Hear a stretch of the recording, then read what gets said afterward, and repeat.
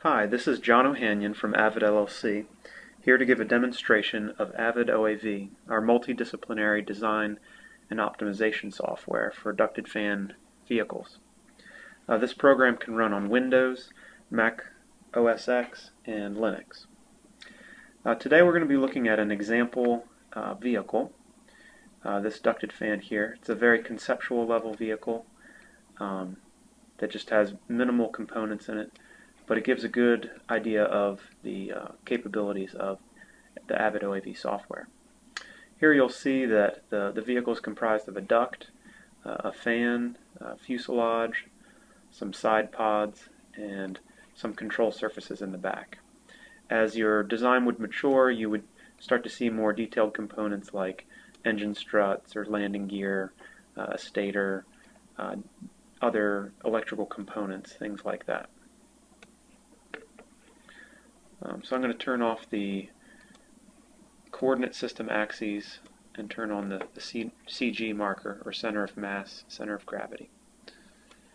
This gives you an easy way to visualize your geometry and your layouts. Each component in the geometry seen here is described in this tree view over here. Each component has parameters that define its shape and position. So right now I have the duct selected.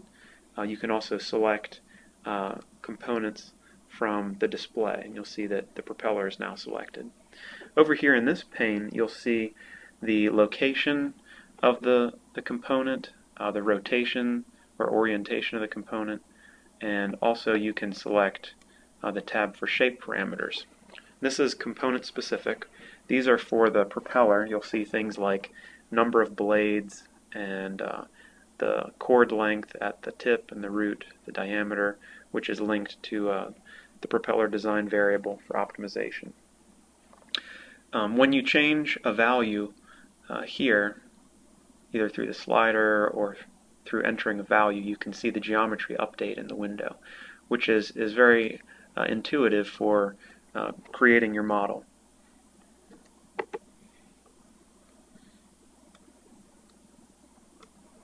Now I'll demonstrate how you can add a component to your vehicle. So I'm just going to take a component out of the available components catalog down there, and I'm going to position it so you can see it. It starts out pretty small. Oops. And then I'm going to start changing the size of it so you can see how easy that is to do. So I'm just going to make it a little bit bigger here.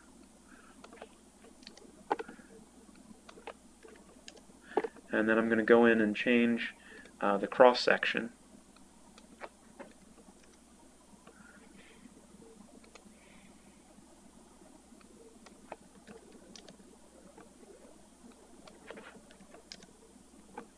So now I have a pod that might represent some sort of sensor or instrumentation, some avionics, some bump on the outside of the duct.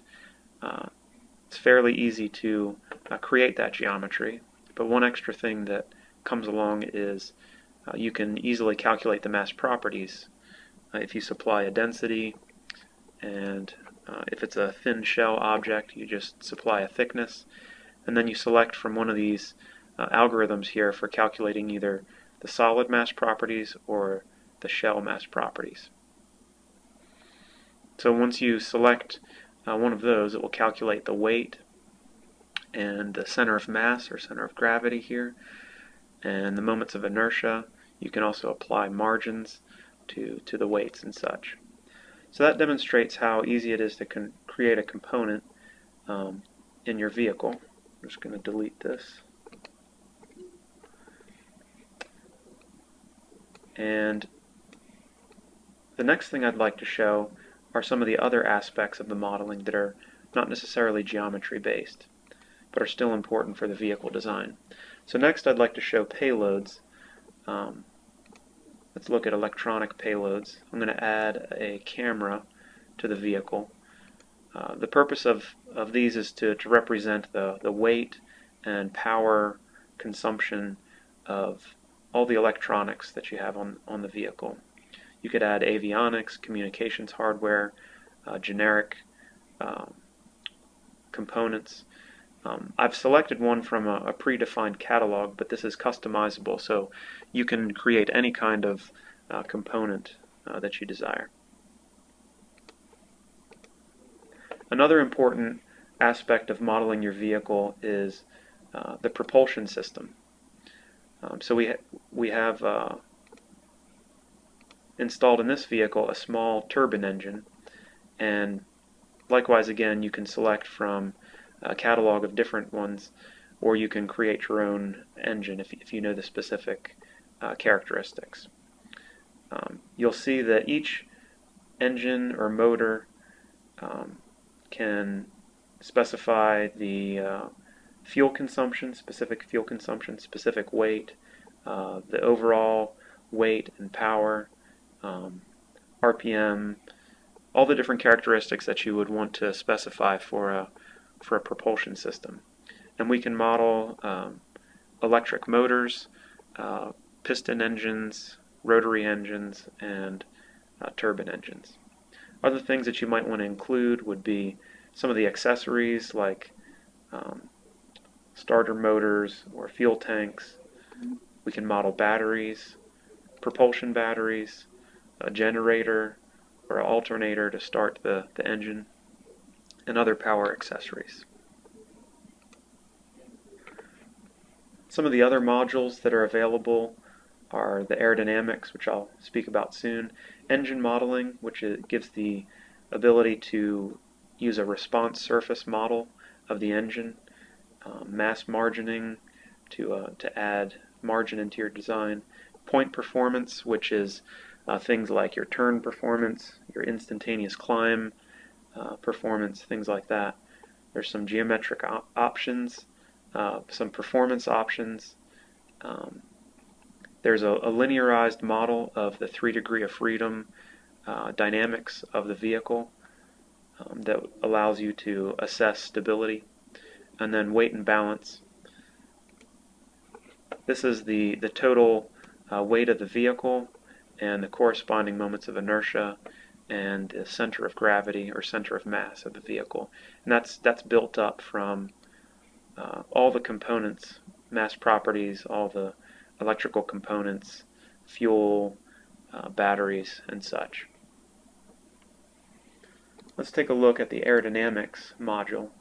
This gives you the ability to evaluate the aerodynamics of your vehicle like a virtual wind tunnel test, in a sense, where you can specify a range of velocities, a range of control surface deflections. You can specify the RPM of your motor. You can specify these aerodynamic angles, and then you can run the analysis, and you'll get a large table of numerical data that you can use to export to Excel or to MATLAB for simulations externally. This is how we would create a model for like a 6 degree of freedom rigid body simulation. Other export options include exporting the cross-sections as a Hermite file. You can export the geometry to an IGES file that could be imported to CAD. You can also export images. The next thing I'd like to talk about is the mission analysis, which is represented by this dialog down here. Each of the components in the vehicle calculate aerodynamics based on parametric equations, and those values sum together in a build-up to represent the aerodynamics of the complete vehicle. In each phase of the mission, the aerodynamics and propulsion and control vane deflection are all evaluated to find a solution, and each phase, the velocity, altitude, time, and distance will correspond to either a fuel burn or battery draw, and then you include several phases to make up a mission. So this mission starts out with a high altitude climb just to check to make sure the power is sufficient. And then it starts from a hover at 10,000 feet, which is sort of like you're idling on the ground. And then you would climb at 10 feet per second from 10,000 feet up to 10,500 feet. And then we want to cruise at roughly 85 feet per second, that's 50 knots, and we're going to cruise out maybe 8 kilometers or so. And then we're going to hover for 45 minutes, and then cruise back and hover to simulate a landing. So let's compute the mission results.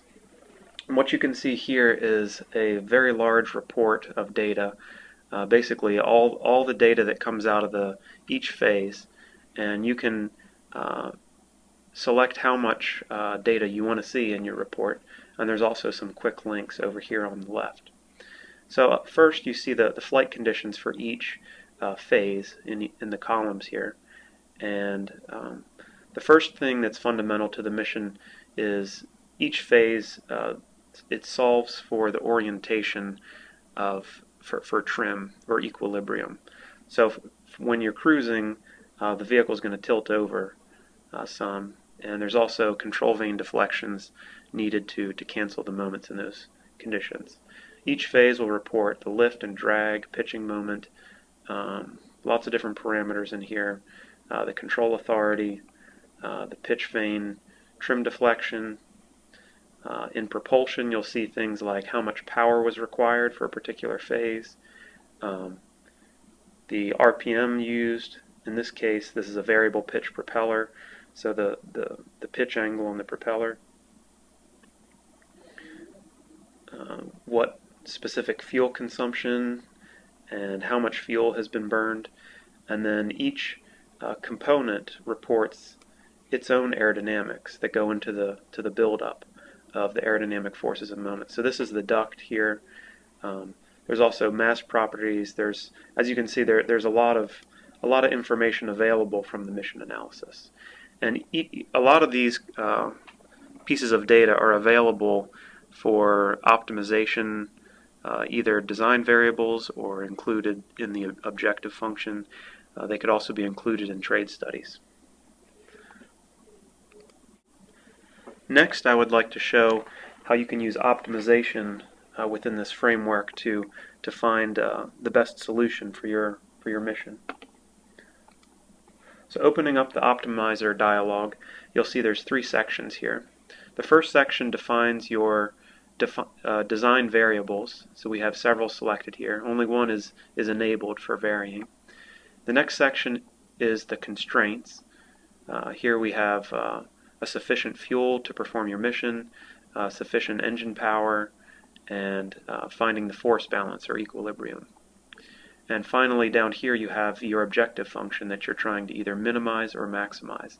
In this case, we have the total fuel weight. We're trying to minimize the total fuel weight to perform our mission, and we have that design variable open, and we want to find the value of fuel that satisfies all the constraints. The constraints, you can see, one is violated, one is active, and one is satisfied. Violated means that you have not found a feasible solution for that constraint yet. Active means that you're right on the border of that constraint that you asked to satisfy, and satisfied means that you're well within the bounds. So let's run this optimization. This is a 1D optimization that doesn't take very long to find a satisfactory answer. So I'm just going to stop it prematurely. And you can see now that both constraints are active, meaning that we are right on the limit of the right amount of fuel for this mission, and we have just enough engine power to perform all the required maneuvers. Now that was a simple optimization. You can do multi-variable optimizations by enabling these or selecting other variables to use. And those obviously take longer, but it's very powerful for finding solutions to the nonlinear problems that you see here.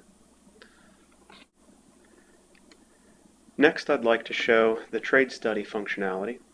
While the optimizer helps you to solve for a specific case or find a solution, the trade study gives you the ability to vary some independent variables in this section up here and look at how they affect some objectives or dependent variables defined down here.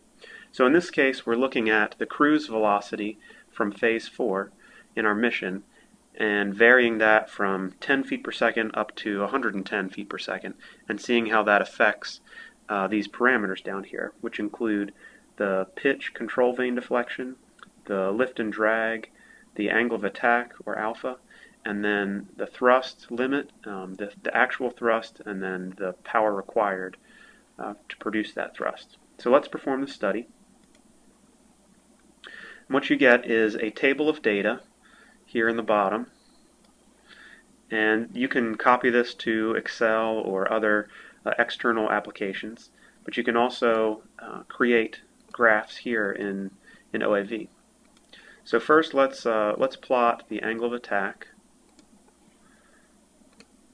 I'll add a plot of the lift and the drag, and we'll also look at the control vane deflection, and also the thrust limit and the thrust available.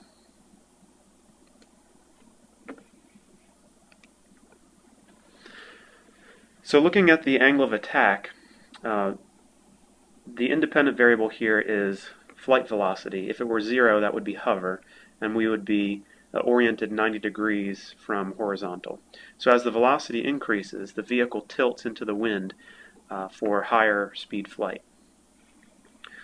That's important for interpreting this graph of lift and drag.